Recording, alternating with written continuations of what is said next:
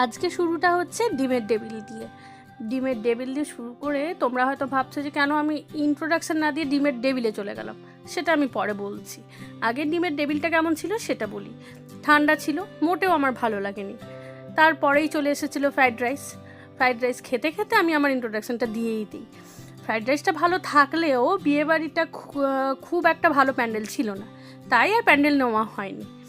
প্যান্ডেলের ফুটেজ দেওয়ার আগেই আমি তোমাদেরকে পাত পেরে খাওয়ারের ফুটেজ দিলাম। সঙ্গে ছিল চিলি চিকেন। চিলি চিকেনটা ছিল একটু টক, কিন্তু মোটামুটি, খুব খারাপও না খুব ভালো না।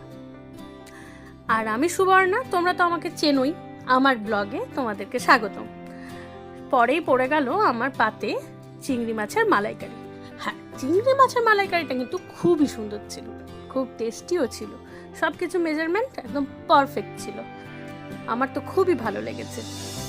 এবার আমি তারপরে কি প্রিপারেশন আছে সেটা আমি তোমাদের সাথে শেয়ার করি। তার আগে আমি বলে নিই, চ্যানেলটাকে সাবস্ক্রাইব করো আর প্লিজ লাইক কমেন্ট করো, পাশে থেকো, ঠিক আছে?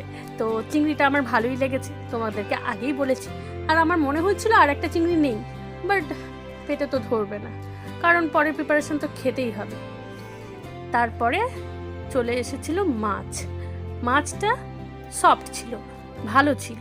আর মাছের এটা একটা মানে কি বলবো, সর্ষে মাছ বলা যেতে পারে। সঙ্গে ছিল খাসির মাংস। মাটন খেতে তো আমি খুবই পছন্দ করি।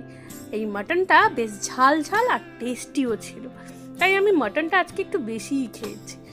তো বলতে বলতে আমার কিন্তু জিভে জল চলে এসেছে। তোমাদের কেমন লাগছে সেটা কিন্তু শেয়ার করো আমার সাথে। আর মাটনটা খুব ঝাল ঝাল যেমন ছিল, গরম গরমও ছিল।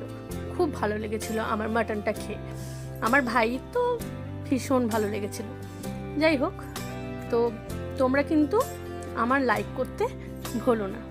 এরপরে আরও অনেক কিছু প্রিপারেশন ছিল, বাট আমি তো খাবার নষ্ট করতে একদম পছন্দ করি না, তাই একদম সোজা চলে গেলাম চাটনিতে। চাটনিটা ছিল ফ্রুট চাটনি, ভালোই ছিল। সঙ্গে পাঁপড় আর স্টিম মিষ্টি, আর সঙ্গে ছিল গুড়ের রসগোল্লা। যেহেতু ঠান্ডা হালকা ছিল, তাই গুড়ের রসগোল্লাটা কিন্তু খুবই ভালো লাগলো খেয়ে। খুব সফটও ছিল আর ভীষণ ভালো লাগলো। তো প্লিজ তোমরা সাথে থেকো। টাটা।